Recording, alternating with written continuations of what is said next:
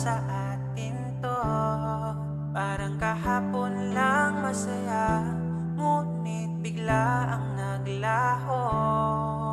Kung alam ko lang sana, naiwan mo sinta, e di sana di tayo nagsimula.